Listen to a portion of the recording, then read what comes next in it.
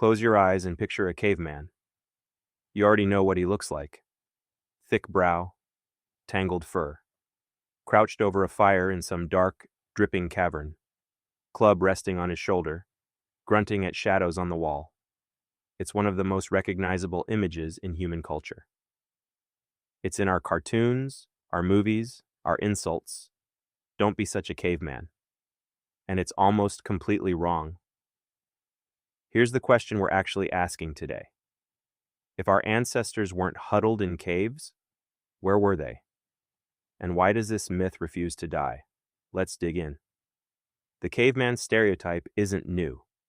It existed in the cultural imagination long before scientists ever dug up a single Neanderthal skull.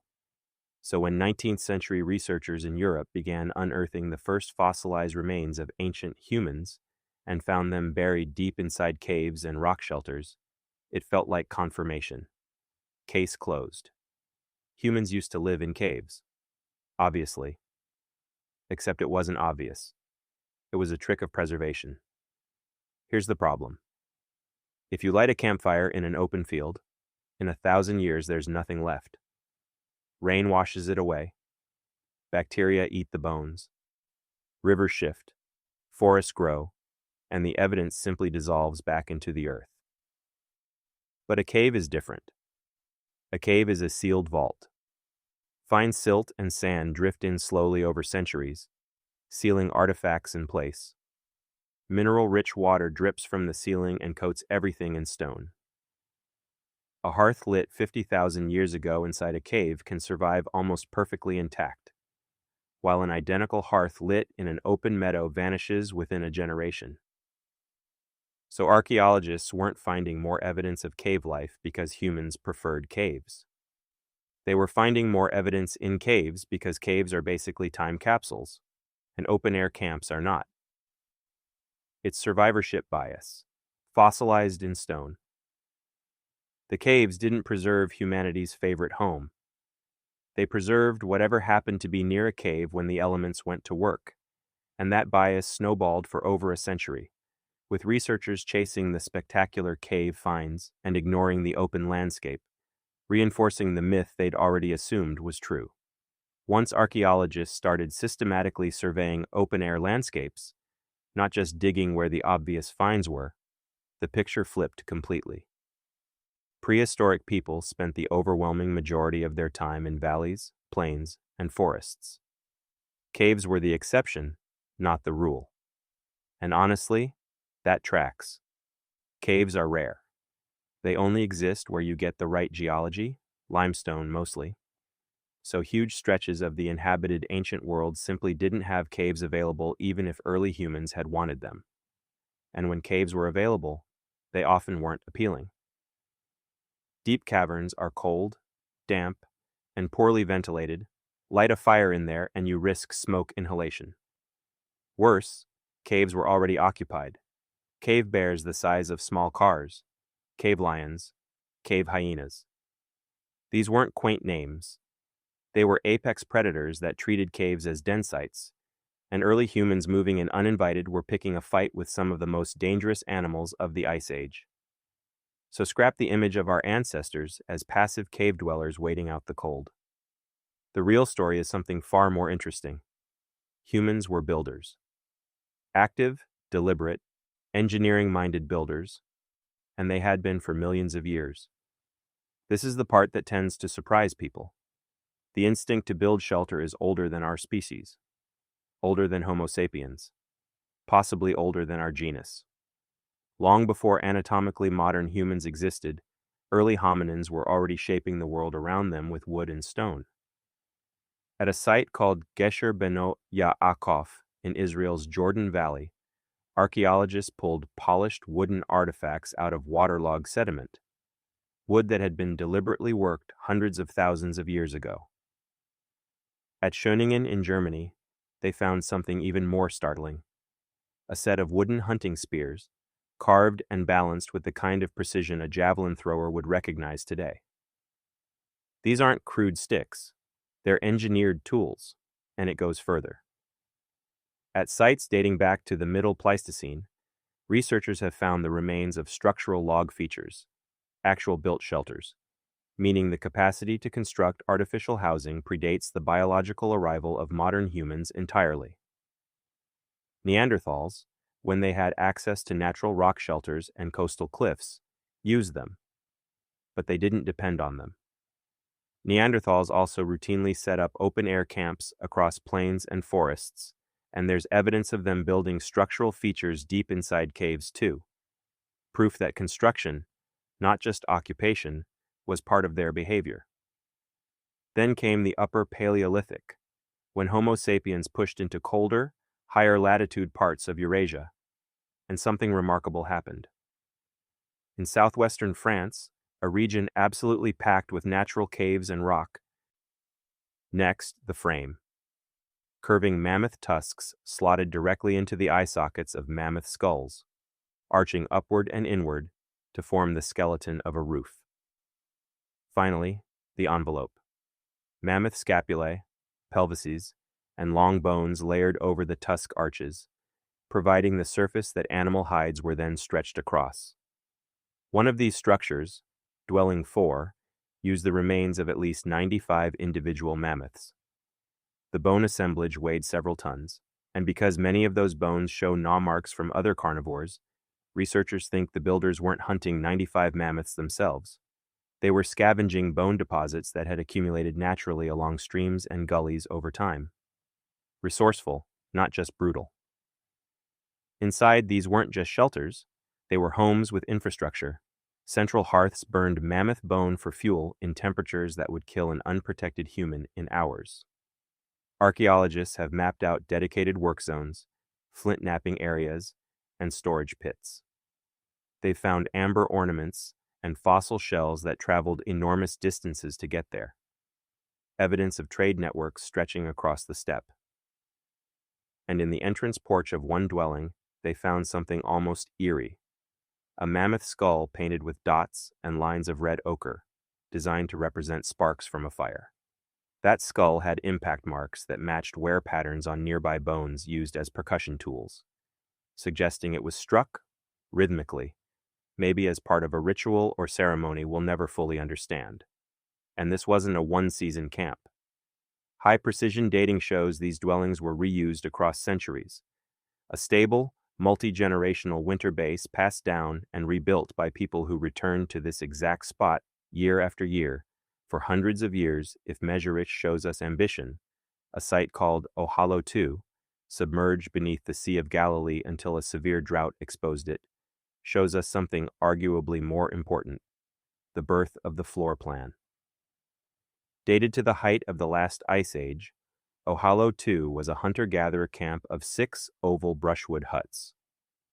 The largest, Hut 1, was built by digging a shallow basin into the ground, then anchoring willow and wild pistachio branches into the soil to form a self-supporting dome, packed with twigs and grass. But here's the part that matters. The inside of that hut wasn't just one undivided space. It was zoned, deliberately, consistently zoned. Along the north wall, a large basalt grinding stone, embedded and leveled with sand and supporting cobbles.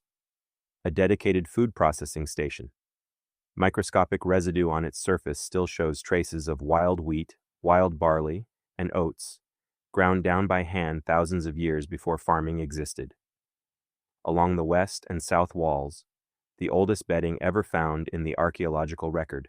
Layers of grass, arranged and pressed flat, sealed under a thin coat of clay that acted like an adhesive, creating something close to an actual mattress.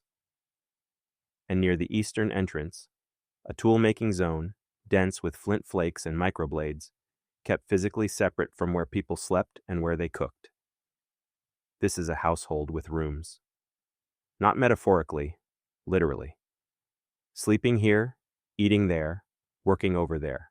The same instinct that puts your kitchen, bedroom, and garage in different corners of your house today was already present, fully formed, during the Ice Age.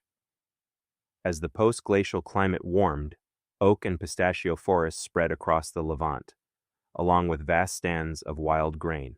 A culture called the Natufians took advantage of this abundance and did something genuinely historic. they built some of the world's first permanent villages, without farming. No domesticated crops, no domesticated animals, just intensely skilled foraging, supported by purpose-built sickle blades polished smooth from repeated use cutting wild grain stems, and heavy stone mortars and grinding bowls too large to carry, meaning that for the first time, the tools themselves were telling people, stay put. At a site called Einan, archaeologists found semi-underground circular houses, stone-lined hearths, the earliest built-in storage pits, and burials placed directly beneath the floors people walked on every day, the literal foundation of home life resting on top of ancestral memory. Then the climate turned on them. Around 12,000 years ago, a sudden cooling event called the Younger Dryas hit the northern hemisphere.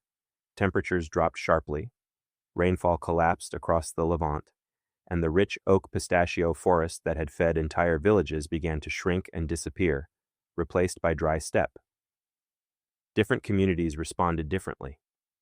Some, in the more arid regions, gave up their villages entirely and went back to a fully mobile lifestyle, chasing migratory game the way their ancestors had. But others, in well-watered pockets near reliable springs, refused to let go of permanence.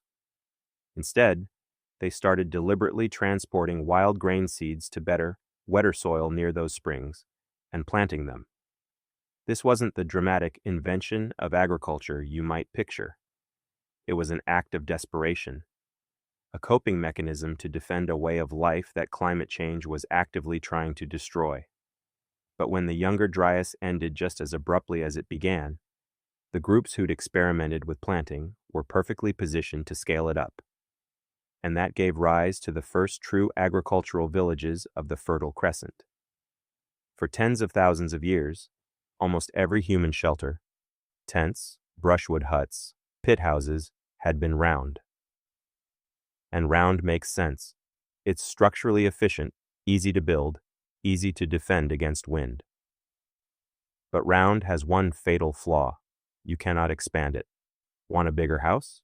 You either tear the whole thing down and rebuild from scratch, or you build an entirely separate hut next door, leaving an awkward, useless gap in between that usually became a literal trash heap. Once farming took hold, that flaw became a real problem. Families were growing, food surpluses needed storing, and round houses just couldn't scale. So architecture did something radical. It squared off. At a site called Tel Karasa in southern Syria, archaeologists found the literal transition caught in the act. A square building, but still roofed using the old circular method, a central post holding up a radial timber frame.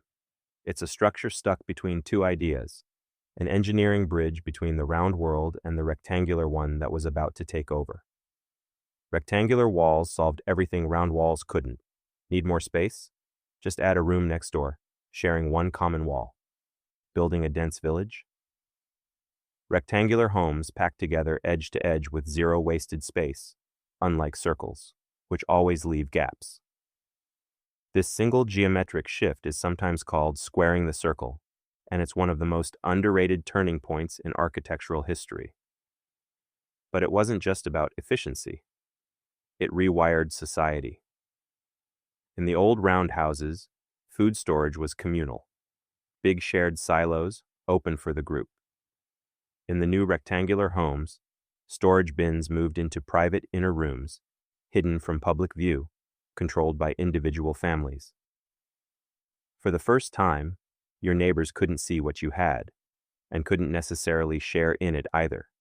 This is, quite literally, architecture inventing the concept of private property, and with it, the early seeds of inequality and social stratification that would define every civilization that followed. For decades, the assumed order of human history went farming first, then surplus, then religion and monuments. Then archaeologists found Göbekli Tepe in southeastern Turkey, and the timeline broke. Göbekli Tepe is staggering. Massive T-shaped limestone pillars, some towering several meters tall and weighing tons, carved with images of boars, foxes, scorpions, and snakes, arranged in circular enclosures. and it was built by hunter-gatherers. People who hadn't yet fully domesticated crops were somehow organizing the labor, food, and coordination needed to move and carve multi-ton stones using nothing but stone tools. For years, the assumption was that this was a purely ceremonial site, a place hunter-gatherers visited periodically for festivals, then left empty. But newer excavations have found extensive grinding tools, mountains of butchered animal bone pointing to massive feasts, and even ordinary domestic structures surrounding the monuments. Göbekli Tepe wasn't an empty temple. It was a living, functioning hub where ritual, feasting, trade, and daily life were tangled together, pulling scattered groups into one place, and in the process, nudging them toward the settled life that would eventually become farming. And then there's Çatalhöyük, a proto-city in central Turkey that, at its peak, may have housed several thousand people, packed into a layout unlike anything before or since. No streets, no alleys, no doors at ground level. Houses were built wall to wall in a continuous mud brick mass, and the only way in was through a hole in the roof, climbing down a ladder into a dark interior lit and ventilated by that single opening above the hearth. Inside, every household followed an almost identical template. A main room with raised plaster platforms for sleeping and working, with the dead buried directly underneath, and a smaller side room for storage. The walls were coated in bright white lime plaster, replastered roughly once a year, and decorated with paintings of hunts, geometric patterns, and the heads of bulls and leopards molded straight into the wall. Here's the strange twist researchers found when they analyzed the plaster itself. Every household, despite having access to different raw material sources around the settlement, used almost identical recipes and techniques. Some archaeologists now argue this wasn't peaceful equality, it was enforced equality.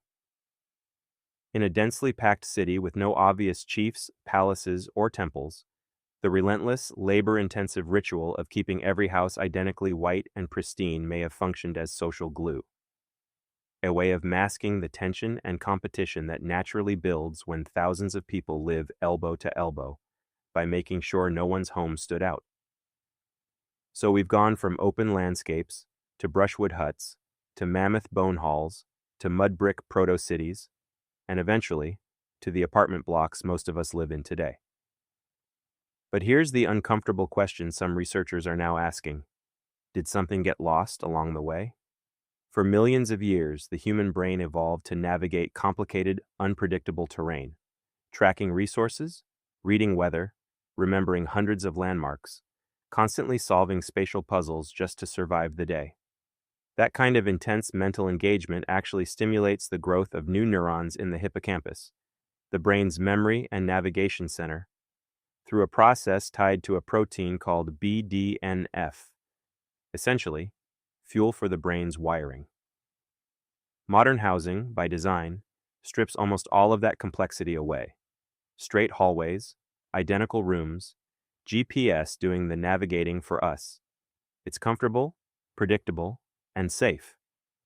And according to a hypothesis from Cambridge researcher Mohammed Hesham Khalil, called Cave to Cage, that predictability might be quietly working against us.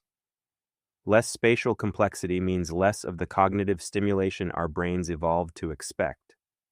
And that gap is linked to reduced neurogenesis, a less resilient stress response system, and a documented rise in anxiety and depression in modern, low-complexity environments. In other words, leaving the actual caves may have been one of the smartest things our species ever did. But somewhere along the way, in our pursuit of comfort, safety, and predictability, we may have built ourselves a different kind of cage, one with walls so smooth and so quiet, our brains don't quite know what to do with it.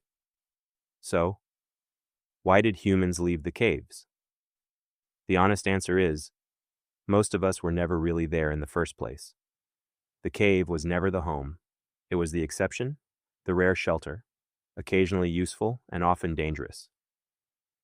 The real story of human housing is a story of constant invention. Bone halls on a frozen steppe, the first zoned floor plan on the shore of a vanished sea. Villages that rose, fell, and rose again to outlast a climate catastrophe. And cities that used architecture itself to hold a society together. Humans didn't leave the caves because we were forced out. We left because we were never the kind of creature that stays still. We've been builders since before we were even fully human, and the house you're sitting in right now is just the latest draft of a blueprint that's been getting rewritten for over 1 million years.